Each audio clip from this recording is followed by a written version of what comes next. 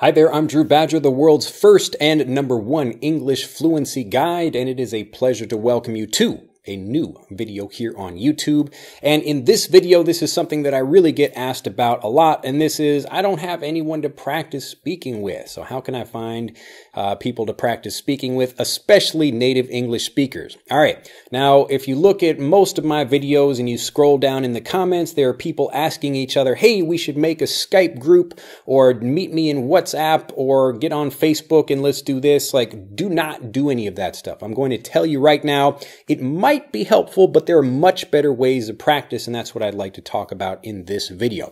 So if I see those comments down below, I'm going to be very disappointed. So you should be not following that advice. You should be following the advice I'm giving you in this video, because this is how I learn to speak, and this is how a lot of learners that want to improve quickly are improving their pronunciation, their use of vocabulary, their automatic speech, their grammar use. All of these things come from practicing speaking. And if you understand how to meet native speakers the right way, then it becomes much easier to do that. So let's get into that in this video. All right. The first thing you have to understand about practicing with native speakers, or just practicing in general, is if you practice with people that are at your level, you're going to stay at this level. So this is why I don't recommend people using forums for other English learners. We do have this when people join like the fluency course or master English conversation. People are invited to learn and to connect with other people, and many people do. But I always recommend, and this is why we actually teach in the program, lots of different ways to help people connect with actual native speakers, because if you practice with people at a higher level than you, that's going to pull your language up. They might not necessarily be able to correct all of your language, because if you're not really a teacher of the language, you might not know why we do things in English, but at least it gives you a correct model for you to follow. And this is the same way that native speakers learn. So young children are following their parents, and very few people are actually native teachers of the language. Even when they're just practicing with their kids, they're just speaking in an everyday conversational way, and children are getting to understand the basic rules just by copying what their parents are doing. So you should be doing the same thing. Again, if you spend time trying to meet other people, like if you're in the comments right now saying, hey, we should meet and connect with each other, why waste your time doing that when you can connect with actual native speakers? Now, the second part of this is, if you want to connect with native English speakers, then you have to actually offer them something of value in return. Now, if you go to a person and say, hey, can you please practice speaking with me? I really want to improve my speaking. All you're doing is just requesting that person to take their time and their energy, and even if they don't know how to teach the language, you're basically putting a burden on that person. And that's what makes it really frustrating for a lot of people when they're trying to learn, because they're going to people and they're saying, hey, can you help me with this? Can you help me? Can you help me? Instead of, how can I help you? So the most important thing about this is, when you're trying to connect with other people, the same way I was trying to connect with Japanese speakers when I was learning Japanese, or at least at the beginning, I've got plenty of people, plenty of Japanese speaking friends now that I can communicate with, both online and in person. But to get to that level, I had to think, how can I offer these people something they want?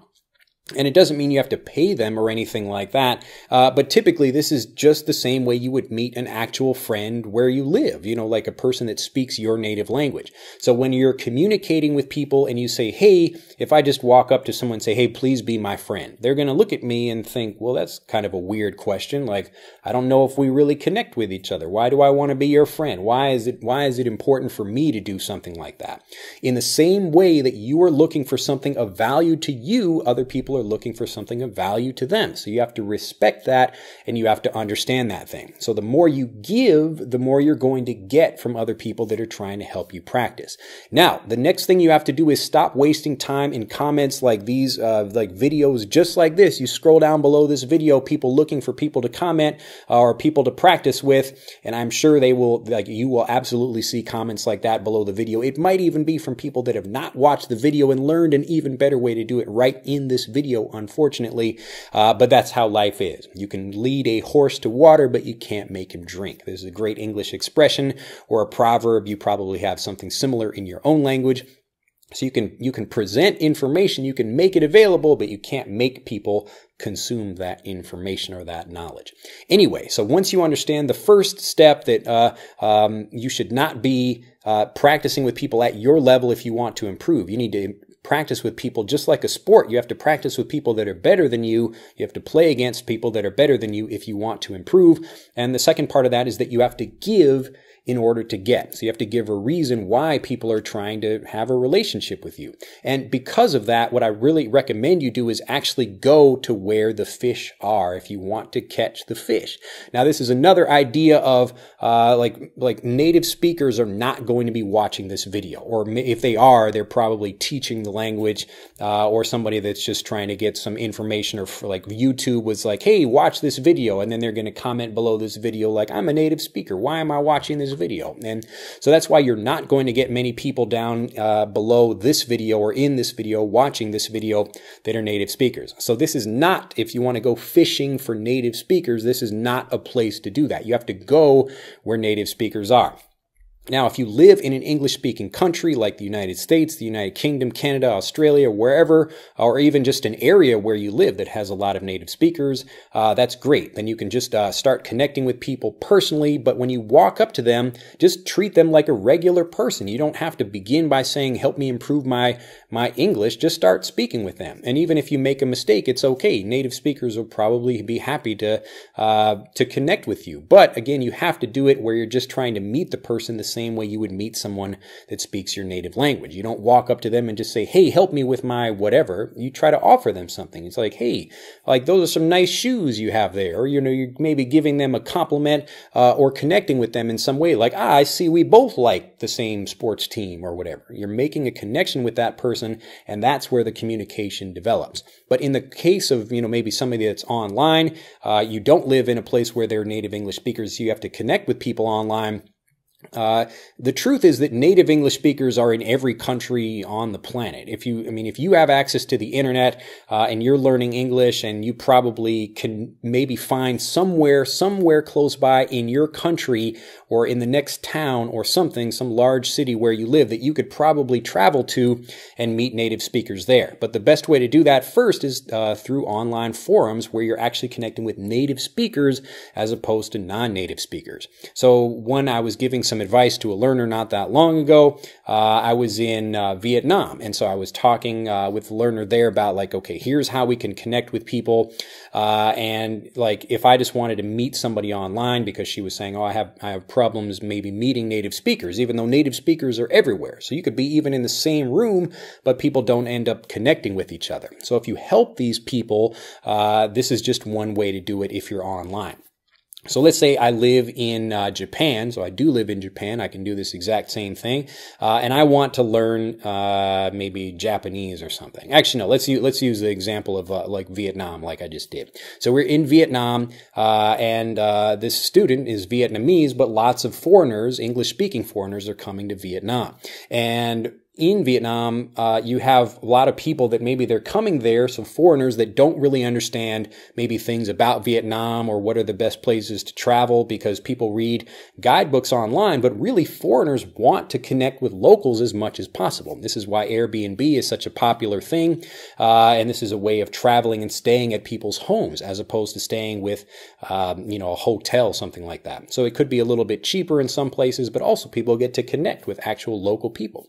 So it makes for a really great arrangement for people, and that's how you can also improve your language ability as well.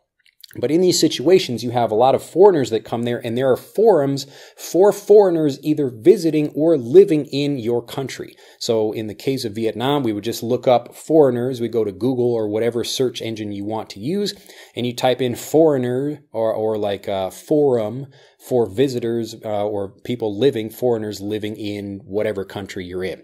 And so we find that, we go to the first couple of forums and we see, wow, there are a lot of people chatting, they're talking to each other, and these are all native speakers.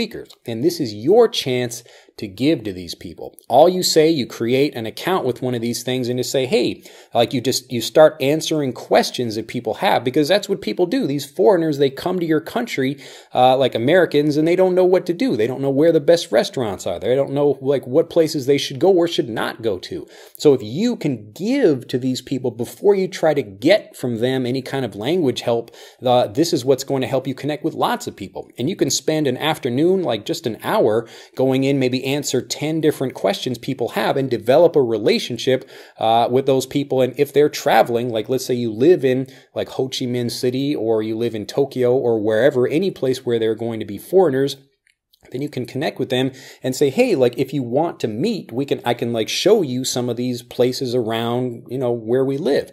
And especially foreigners, like people coming from the United States or the United Kingdom, they're happy to connect with locals because it's a great way for them to have a better vacation, to get some great stories for people back home.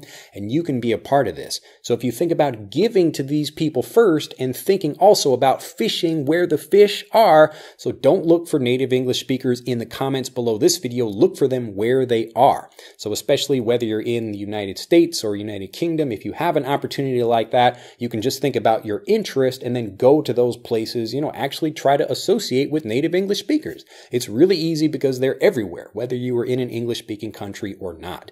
So again, think about giving, think about fishing where the fish are, and then actually trying to connect with these people by helping them in some way. So the forums online are a really great way to do that. Just think about some places where you can connect with people and then offer them help and say, hey, if you need like whatever, like people are saying like, what's the best place to do this? How do I do this? How do I do this? How do I do this? It's the exact same thing I'm doing right with these videos. People have all of these questions about how do they learn? How do I meet people to practice with? How do I improve my use of grammar so I can say it automatically? How do I improve my pronunciation and my accent? All I'm doing is answering all these questions. It's not a mystery here. And by giving, I receive a lot from all the great learners that are helping me do what I want to do. So it's a fantastic arrangement, and you can do the exact same thing. But it just begins with going to where people are, the actual people that should be helping you if you want their help. And this is, again, why you should connect with native English speakers, because they're going to increase your level. They're going to pull you up to a higher level, as opposed to working with other learners that are going to maybe help you a little bit. But again, you're going to get much more support and help from people that are native speakers if you give to them first and treat them in a good way. Well, that's it for this video. These are the things that we do in Master English Conversation and the Fluency course, where we go through lots of different techniques just like this, ways that you can get out and practice with people. How do you meet people, whether it's online or in the real world? And this is how we can help you improve as well. So if you'd like to learn more about those programs, you can at EnglishAnyone.com. And if you do like this video, do click that like button and become a subscriber to the YouTube channel. Do tell a bunch of other people about this video, so other people who are also struggling, thinking, how can I meet native speakers to practice with? This is one simple technique that I've given you in this video that you can share with them as well. And if you'd like to learn more about improving not only your way of meeting native speakers, but about how you practice, how you learn, how you review grammar, all of these things that you can use to finally become a confident, successful English speaker, click on the link in this video to take our free English fluency quiz. It will tell you exactly what you need to do for your particular situation so we can help you become a great speaker. I look forward to seeing you at EnglishAnyone.com, so click on the link here or in the video description below this video and click on the link there to take our free English fluency quiz. I look forward to seeing you in the next video, and until then, bye-bye.